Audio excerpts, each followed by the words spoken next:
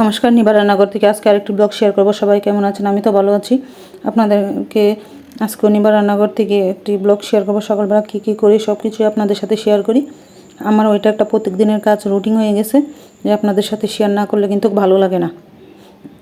আর যারা ব্লগ বানায় তারা তো জানেন প্রত্যেক দিনের কাজই শেয়ার করে। তা আমিও প্রত্যেক দিনের কাজ আপনাদের সাথে শেয়ার করি, কী করি না করি।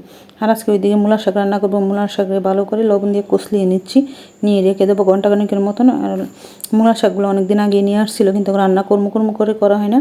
অনেকগুলো আসছিলো, বিশেষ করে তো এরকম রান্নার একটা, কারণ রান্নাগুলো দেখা যাবো শাক শুধু আমিই খাই, আর মেয়ে, আপনাদের মেয়েও খেতেছে না, আপনাদের বাইরে থাকলে একটু খাওয়া হয়। মানে এই জন্য অল্প করে রান্না করছি। আর ওইদিকে আমি আজকে কাতলা মাছ ভেজে নিচ্ছি। কাতলা মাছ দিয়ে ফুলকপি, আলু আর সিম দিয়ে আজকে রান্না করব।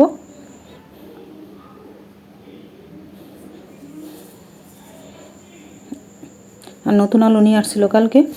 আর এখন তো নতুন আলুর সময়, নতুন আলু দিয়ে তরকারি খেতে অনেক ভালো লাগে।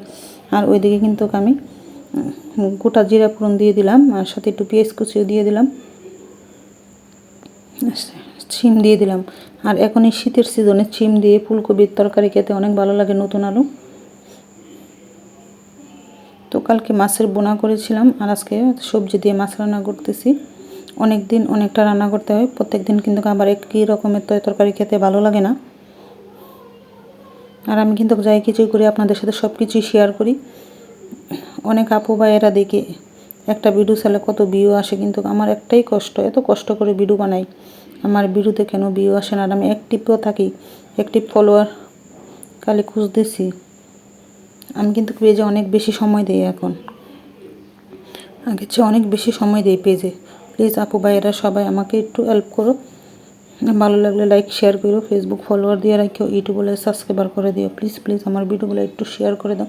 আর তোমরা কী রকম ভিডিও দেখতে চাও একটু আমাকে একটু বুঝিয়ে বলো, হয়তো আমি তোমাদের মনের আশা পূরণ করতে চেষ্টা করব।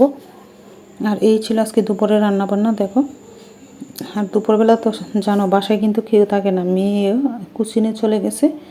আর ছেলে, তো ছেলের স্কুল পরীক্ষা শেষ, এক্সাম শেষ হয়ে গেছে।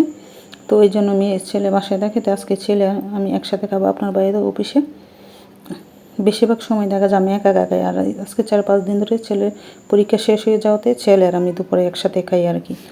এই আর কি। আর শুক্রবারে সবাই একসাথে খাইতে চেষ্টা করি, সবাই বাসায় থাকে, আপনার বাইরে বাসায় থাকে, মেয়েও বাসায় থাকে। আর দেখেন কী কী নিলাম খাওয়ার জন্য, শাক ভাজি নিলাম, মাছ ভাজি নিলাম, আর সাথে তো ফুলকপি তরকারি ছিল। আর ছেলে আমি একসাথে বসে বসে খাচ্ছি। ভালো লাগলে প্লিজ প্লিজ আমার ভিডিওটা একটু শেয়ার করে দেবেন। আর সন্ধ্যার সময় চা বিস্কুট নিয়ে বসলাম খাওয়ার জন্য।